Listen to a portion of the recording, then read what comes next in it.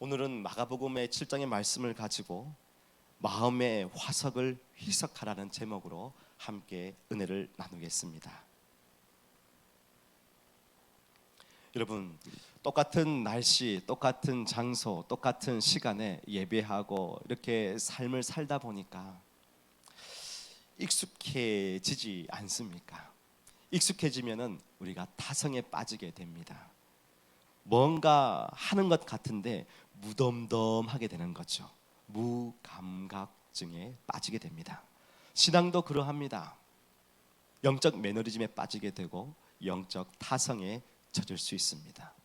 영적 타성에 젖게 되면은 결핍이 생깁니다. 심각한 결핍이 생겨요. 간절함이 내 마음속에 올라오지 않습니다. 기대와 소망이 잘 생겨나지 않습니다. 그러다 보니까 성장과 성숙은 맛볼 수가 없어요. 변화가 귀찮아집니다. 그리고 신앙이 아닌 다른 것에 뭔가 좀 나를 자극해주면 좋겠다는 것에 문을 돌리게 됩니다. 세상의 유혹에 빠져서 뭔가 그 끝을 모를 만큼 달려가게 되는 거죠. 그런데 그 세상을 향하여 그것을 쫓으면서도 교회에는 옵니다. 예배를 봅니다. 예배를 드리러 오는 것이 아니라 예배를 보러 오는 거죠. 참관자가 됩니다. 경배자가 아니라 참관자가 되는 거죠. 또 사람들에게 얼굴 도장 찍으러 옵니다. 혹시 우리는 이러한 신앙의 타성에 빠지지 않았습니까? 돌처럼 단단한 마음으로 한 달, 두 달, 1년, 2년, 3년 그렇게 혹시 우리 마음속에 그냥 어느 영역 부분만큼은 돌처럼 단단해 있지는 않습니까? 오늘 그 마음을 돌아보려고 합니다. 그래서 오늘 말씀의 제목을 마음 화석을 희석하라 이렇게 정하였습니다. 마음의 화석. 화석이란 단어가 이렇게 나와 있더라고요. 오랜 시간이 지나도 달라지거나 나아지지 않는 거예요. 어떤 상태 그대로 있는 겁니다. 단단한 상태 그대로 존재하고 있는 거예요. 근데 그걸 몰라요. 그냥 이게 내 모습인가 보다 생각하고 그냥 이렇게 살아가면 되는가 보다라고 생각하는 그 마음의 화석. 그런데 이것을 어떻게 해요? 희석하라. 희석은 이런 말이더라고요. 물 또는 다른 용해제를 가해서 부드럽게 하는 거예요. 단단해졌던 우리의 마음이 있잖아요. 그 마음을 무언가를 통하여서 부드럽게 바꾸어야 한다는 겁니다. 제가 새벽에 나와서 기도를 합니다. 하나님께 약속한 시간을 지키려고 애써요. 1월, 2월, 3월, 4월 이렇게 지났는데 6개월이 지났습니다. 그런데요, 나와서 기도하는데 매 똑같은 시간, 똑같은 장소, 또 똑같은 성도님들을 위해 기도하는데요, 기도 시간이 있지만 똑같은 기도, 똑같은 내용, 똑같은 것을 기도하고 소망을 가진다고 하지만 때로는요 반복이 될 때가 많더라고요. 그러면서 저 또한도요, 내가 제 안에 있는 간절함, 기대함까지 놓칠 때가 있는 걸 봅니다. 그냥 와서 기도하고 또 하나님 기도했습니다. 때로는 이게요 내 안에 의가 되는 것처럼 느껴질 때도 많습니다. 나의 신앙의 열정이 이만큼 되니까 스스로 대견하게 여기는 거예요. 그래, 나는 이렇게 기도하는데, 아니 이런 마음이 올라오는 거예요. 하나님. 그래서 다시 마음을 잡고 깨기를 기도하며 나아가고 있습니다. 저도 그러할진데 신앙이 몇 개월 지나지 않았지만 저 또한 그런 마음이 드는데, 혹 1년, 2년, 3년, 5년, 10년 있는 혹시 우리 성도님들의 마음, 그 마음 속에 늘 교회는 똑같고 늘 일상은 똑같고 늘 우리의 삶 속에서는 똑같은 날씨, 똑같은 일상 가운데서 혹 우리의 마음이 화석화되어 있지는 않는지를 돌아보아야 한다는 것입니다. 그래서 오늘 말씀을 통하여 다시 한 번 더 우리의 마음을 각성시키고 깨십시다. 그래야 하나님의 말씀 앞으로 나아가서 우리의 화석된 마음, 화석화된 마음을 희석시키며 부드러운 마음으로 올 2024년 한 해를 마무리할 수 있기를 소망합니다. 오늘 본문을 이해하기에 앞서서요, 사실 오늘 7장을 마가복음 7장을 전체를 보려고 했는데 오늘 7장의 말씀에 앞부분을 좀 제가 말씀을 드리고 본문에 들어가려고 합니다. 왜냐하면 7장 앞부분에는 마음이 화석화된 사람들이 나오기 때문입니다. 7장 앞절에는 어떤 사람들이 나오냐면 서기관과 바리새인들이 예루살렘에서 예수님을 찾아와요.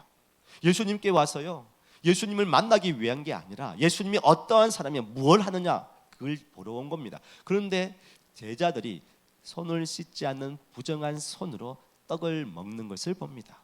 바로 그 율법을 따라서 바리새인과 서기관들이요, 예수님의 제자들과 예수님을 바로 정죄합니다. 지적합니다. 율법을 따라서. 그런 예수님이 그들의 말을 듣고 오히려 바리새인과 이 서기관들을 향하여 질타, 야단을 치십니다. 7장 6절에 나중에 보시면요, 입술은 하나님을 공경하되 마음은 멀어졌다라고 얘기를 해요. 겉으로는 잘 지키는 척 위선적인 태도, 외식하는 모습을 보셨고 지적을 하셨습니다. 왜요? 이 서기관과 바리새인들이 자기들이 지켜왔던 전통들, 지금까지 스스로 의롭다고 지켜온 습관들을 가지고 입술로는 하나님을 찬양한다고 얘기하지만, 하나님을 향한다고 얘기하지만요, 마음은요 돌처럼 화석처럼 단단해졌기 때문입니다. 그래서 예수님은 7장 8절과 12절에 하나님의 계명은 버리고 사람의 전통을 따른다고 그렇게 전국을 찌르는 말을 확 말씀을 하십니다. 예수님이 하나의 예를 듭니다. 여러분, 고르반이라는 얘기를 들어보셨죠? 고르반. 이 고르반이라는 뜻은요, 하나님께 드린 제물이라는 뜻입니다. 구약의 이스라엘 백성들은 하나님께 감사하는 마음을 들여서 예물을 드리는데, 어느 한 부분의 예물을 드릴 때 이것은 하나님께 드리는 고르반입니다 라고 이렇게 얘기를 합니다. 참 좋은 거죠. 어떤 물건이나 예물을 관련해서 예물을 보면서 이것은 하나님께 드리는 예물, 고르반입니다.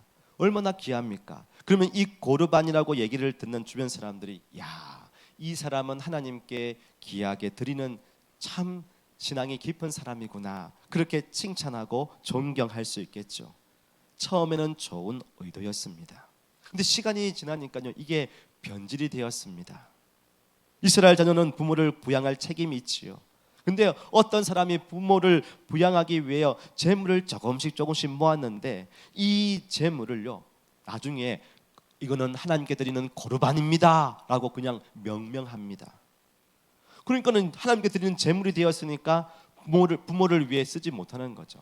부모가 아무리 궁핍할지라도 이 고르반으로 드리는 재물을요 부모를 부양하는 데 쓸 수가 없었습니다.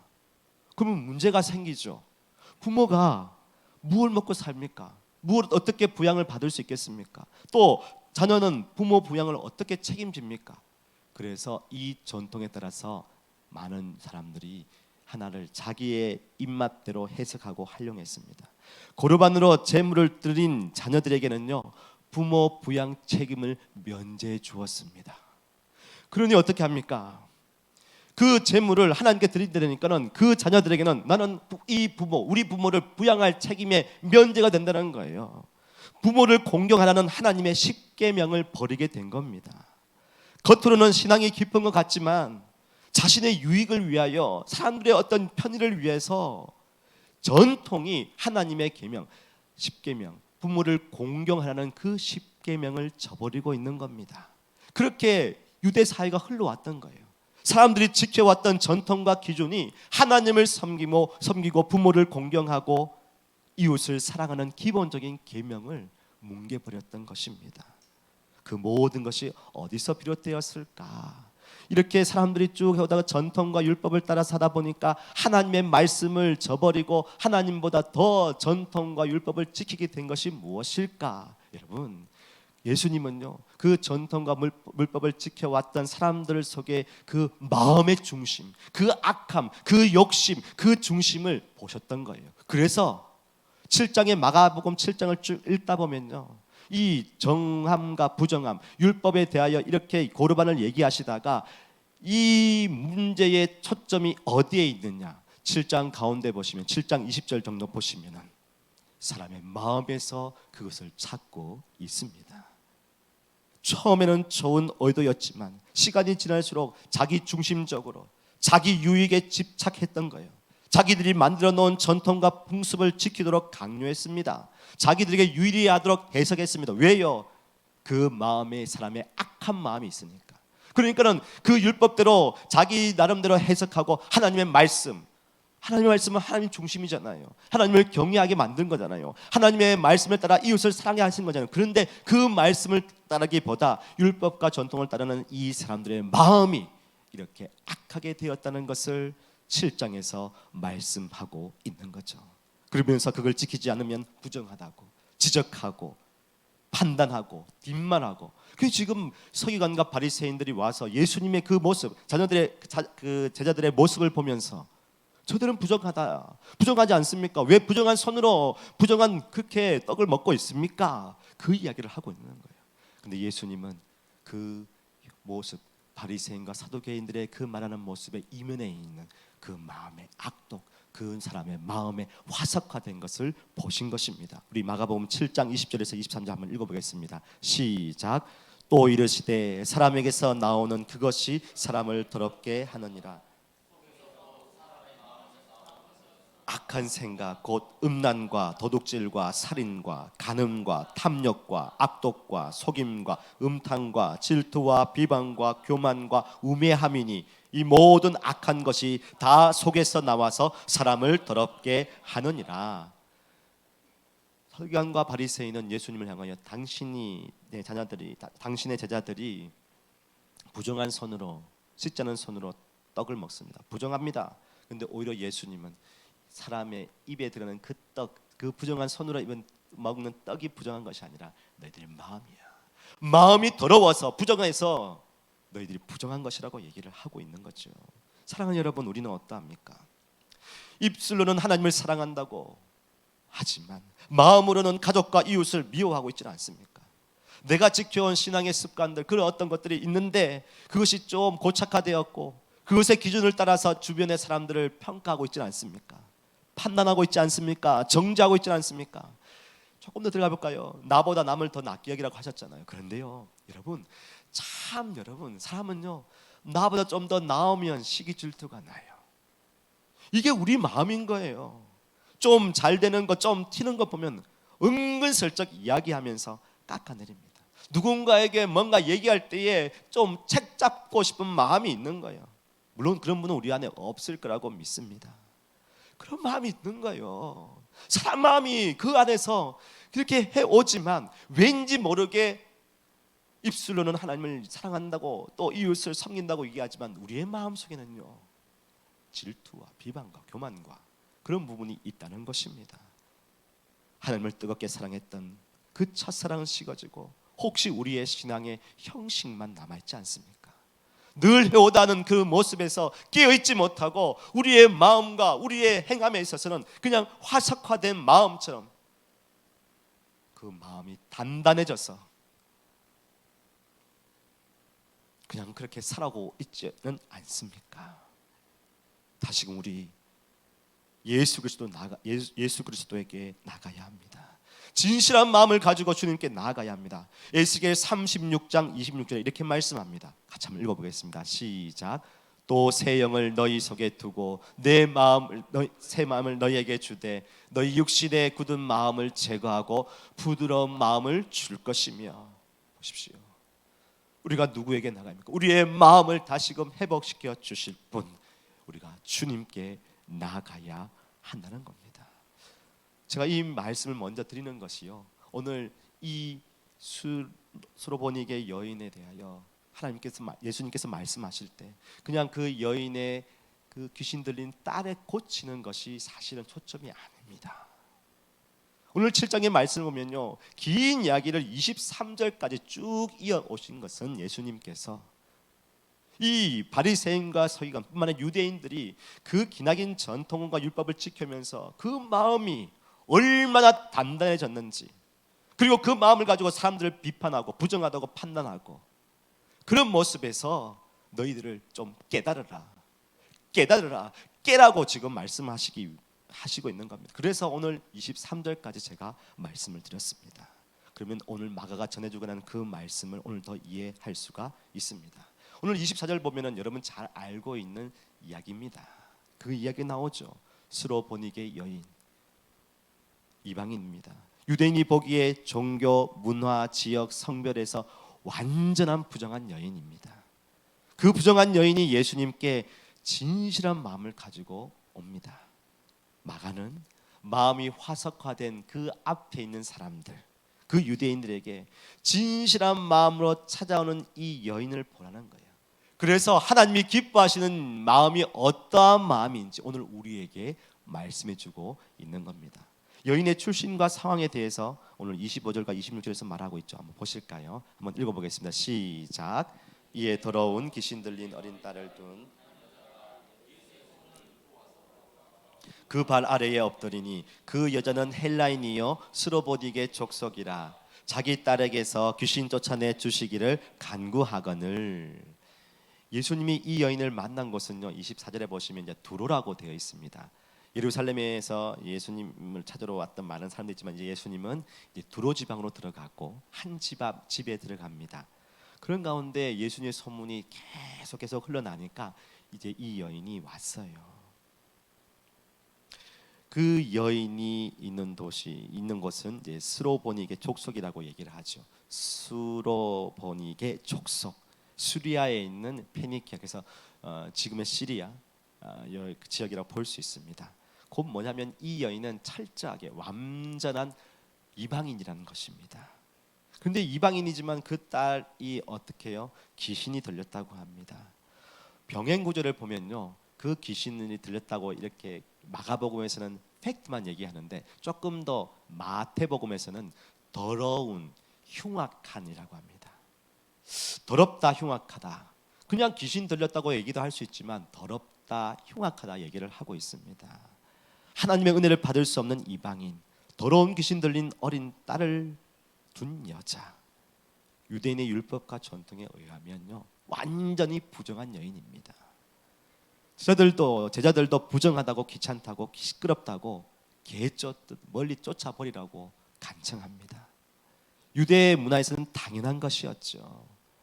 그래서 더러운 이 여인, 앞에서 7장 앞부분에서는 더러운 부정하다는 것을 얘기했는데 지금 이 24절 이하부터 이 여인은 율법을 보았을 때 완전한 더러운 여인, 부정한 여인입니다. 그런데 이 여인이 자신의 태생적 한계, 모든 종교적 굴레를 뛰어넘습니다.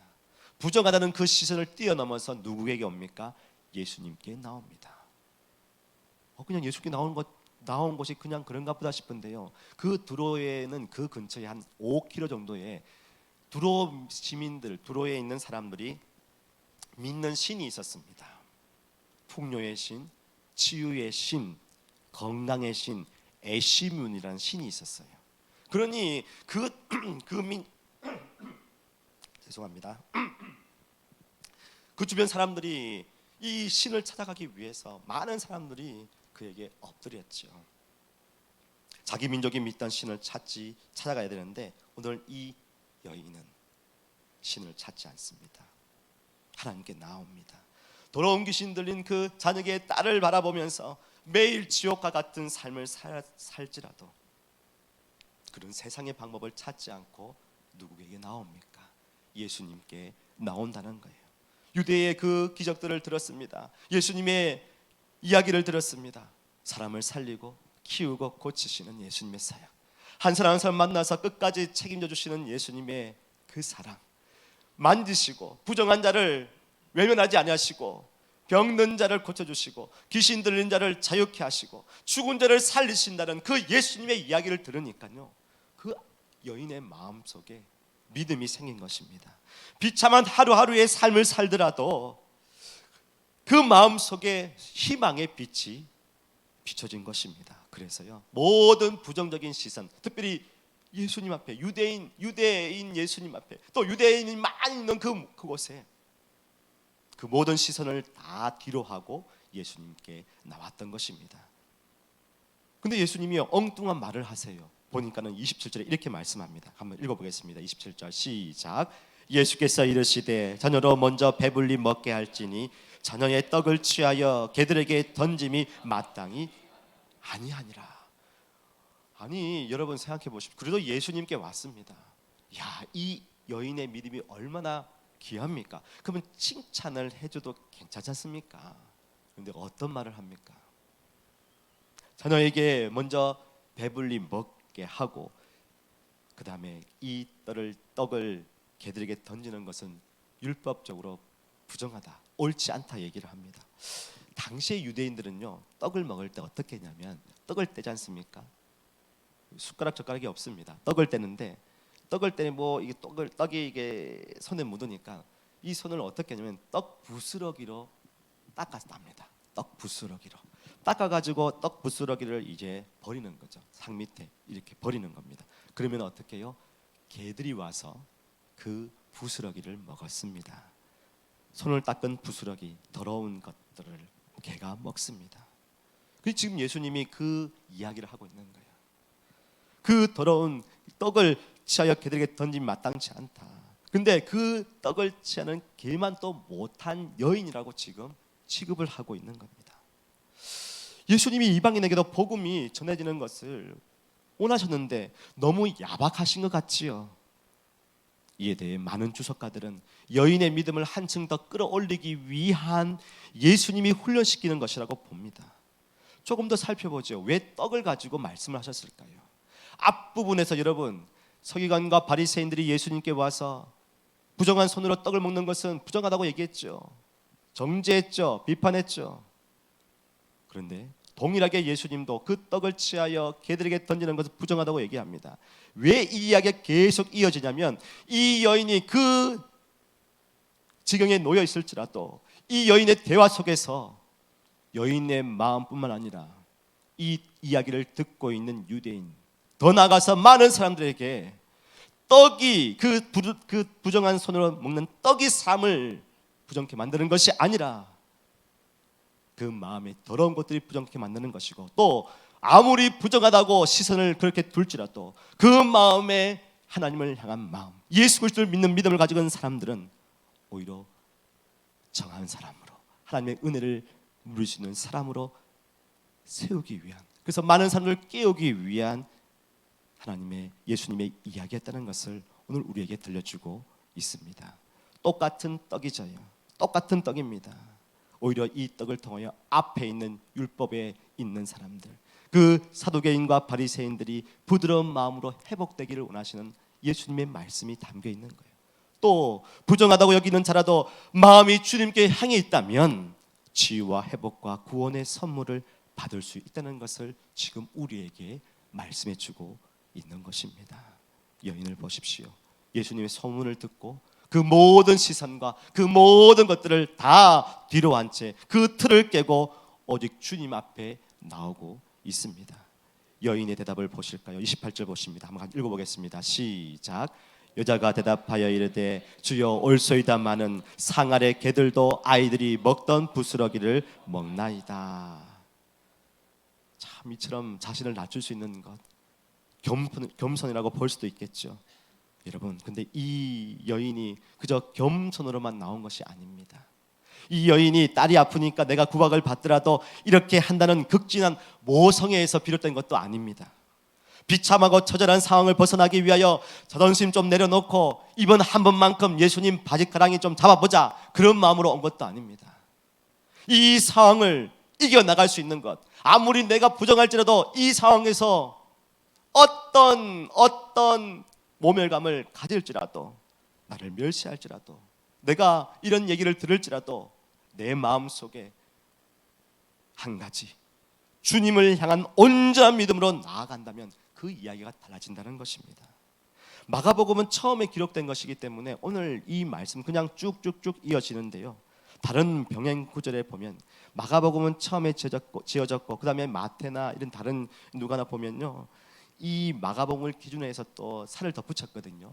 마태복음 15장 22절과 25절에는 이렇게 예수님에 대해 호칭을 하고 있습니다. 보실까요? 주 다윗의 자손이요, 주 다윗의 자손이요.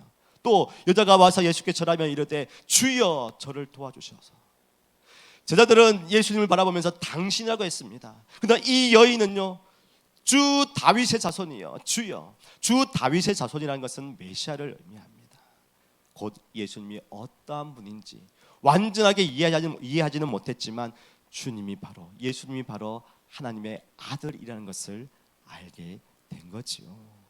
그러니 지금 내 상황, 모든 부정적인 시선, 그리고 내 딸아이, 그저 이 아이만을 위해서, 이 아이 치료를 위해서 내가 모성애를 가지고 나가야 되겠다, 그것만 있는 게 아니고요. 더 나가서 주님이면 되겠다, 주님이면 되겠다, 주님을 만나면 되겠다, 그 마음으로 나갔던 것입니다. 그 마음을 예수님께서 보신 거예요. 예수님은 이 여인의 겸손한 마음을 본 게 아닙니다. 이 여인의 모성애를 본 것도 아니었어요. 이 여인의 열정도 본 것이 아니었습니다. 그저 예수님 앞에 다윗의 자손이요, 예수님 메시아를 본 거예요. 그러니 그 믿음이 크도다라고 인정해 주신 것입니다. 그리고 치유와 회복을 선포해 주셨죠. 우리 29절과 30절 한번 읽어보겠습니다. 시작. 예수께서 이르시되 이 말을 하였으니 여자가 집에 돌아가 본즉 아이가 침상에 누웠고 귀신이 나갔더라. 사랑하는 여러분, 오늘 그냥 한 여인이 간절히 주님께 엎드리고 그래서 딸아이의 회복이 있었다, 그것으로 끝나는 것이 아닙니다. 사실 오늘 마가복음 7장 전체를 보면서 바리새인과 서기관들, 더 나아가 유대인들의 그 단단한 마음, 화석처럼 굳어진 그 마음, 돌 같은 마음 깨라는 거예요. 이 여인처럼 부드러운 마음을 가지고 주님께 나오라는 거예요. 그럴 때 하나님께서 놀라운 은혜를 베풀어 주신다는 것을 우리에게 말씀해 주고 있습니다. 사랑하는 여러분 어떠합니까? 많은 분들이 얘기합니다. 해외 교회에, 또 우리 교회뿐만 아니라 많은 분들이 시간이 지나 보니까 똑같은 일상, 똑같은 예배, 똑같은 만남, 똑같은 사람들, 그러면서 우리는요 그냥 늘 처음에는 있죠, 기대와 소망이 있습니다. 그런데 시간이 지날수록 우리의 마음은요 그냥 늘 똑같아져요. 그러면서 이제는 감흥이 없어져요, 기대가 없어져요. 그런 우리의 마음에 이제는 깨라는 겁니다. 깨라는 거예요.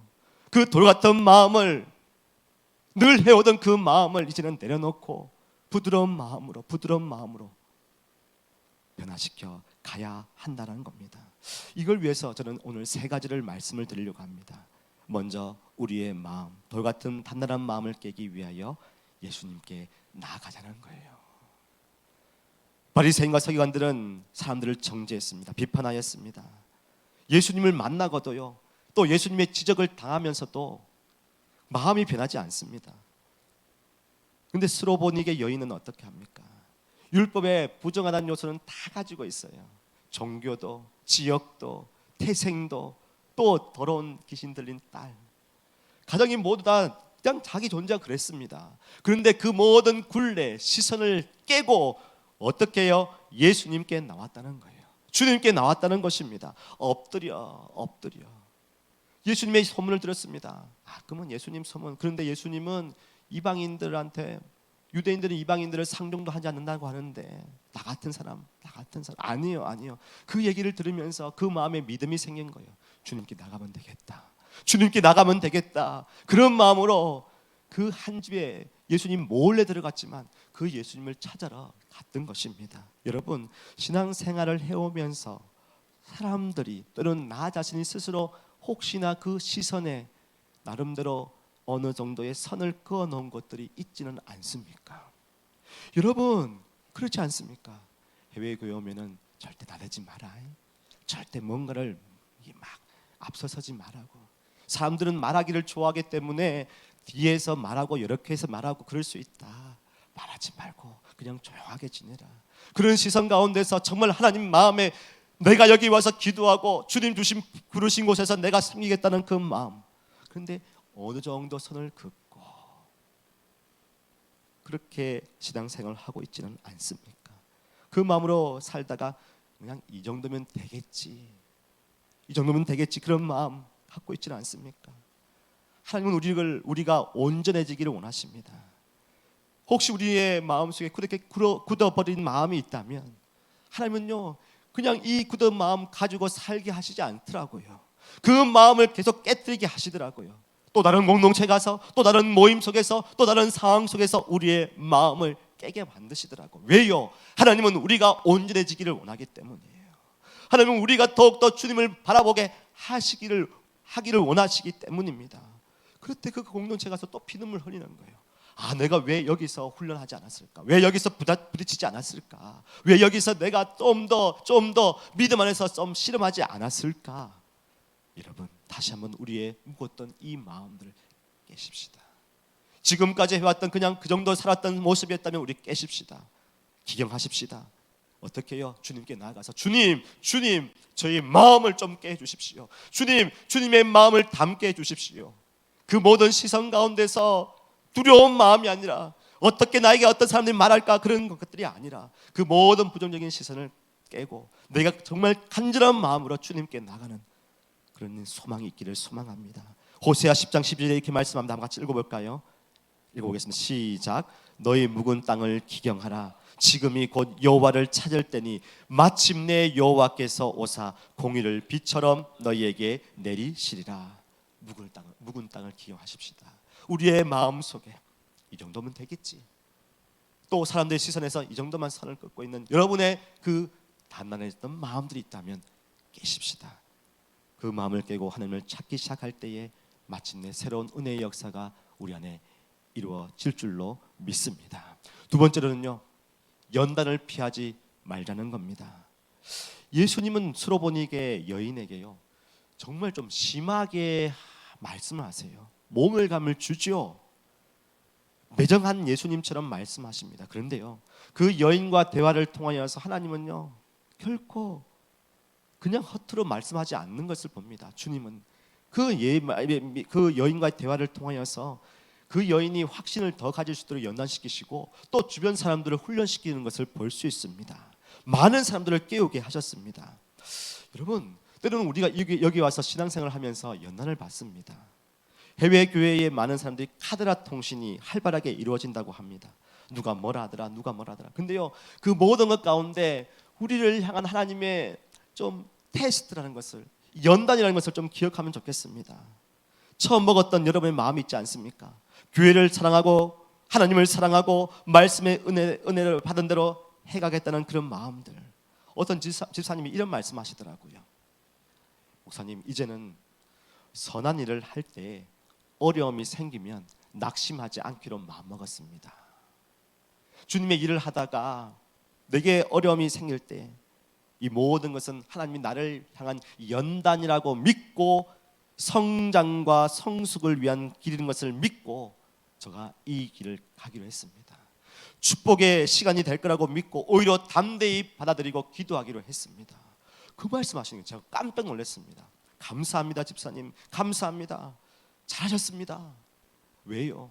때로는 우리가 그 모든 시선을 좀 뛰어넘고 하나님께 나가려고 하는데요, 많은 시선이 바라봅니다. 뭘 그렇게 하려고 하느냐. 그런데 그 모든 가운데 하나님께, 주님, 이것은 나를 향한 하나님의 연단의 시간인 걸 알고 내가 주님께 더 기도하며 나가겠습니다.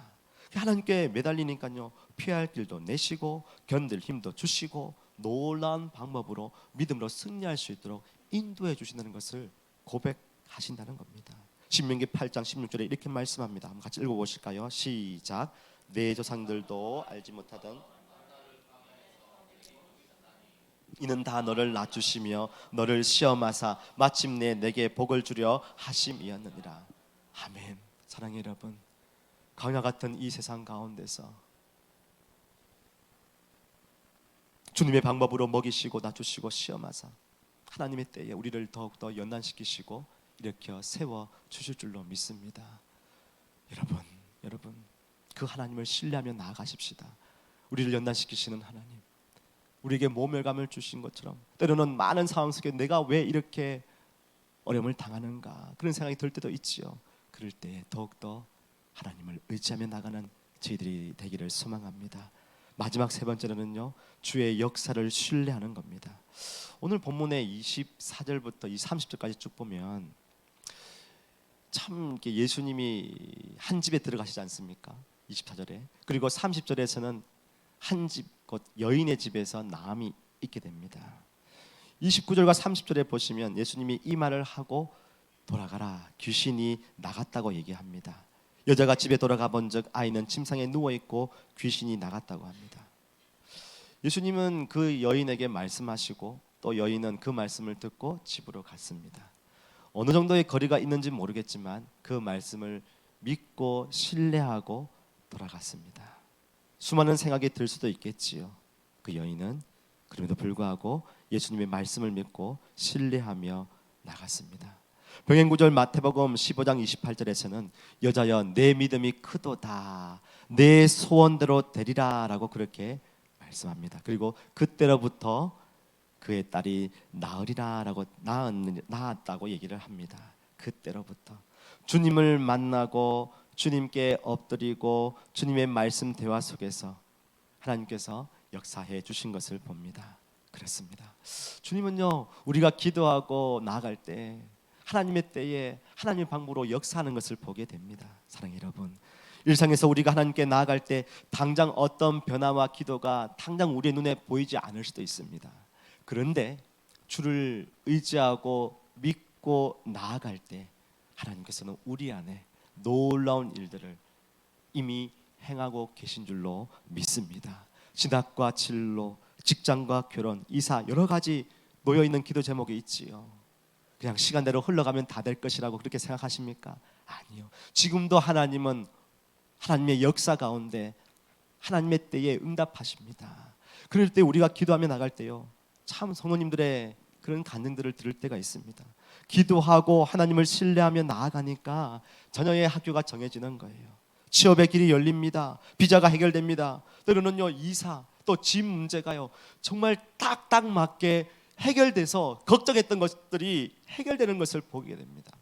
야, 하나님 이렇게 역사하시는구나, 하나님 이렇게 일하시는구나. 오히려 기도를 나를 훈련시키시고 기도하게 하시고 하나님께 엎드리게 하시고, 정말 이 모든 것은 아무리 사람이 계획할지라도 그 걸음을 인도하시는 분은 나의 주, 나의 하나님이시는구나, 이것을 고백하게 된다는 것입니다. 하나님은 지금도 우리의 일상에 함께 하신 줄로 믿습니다. 우리 시편 37편 5절 말씀 읽어보실까요?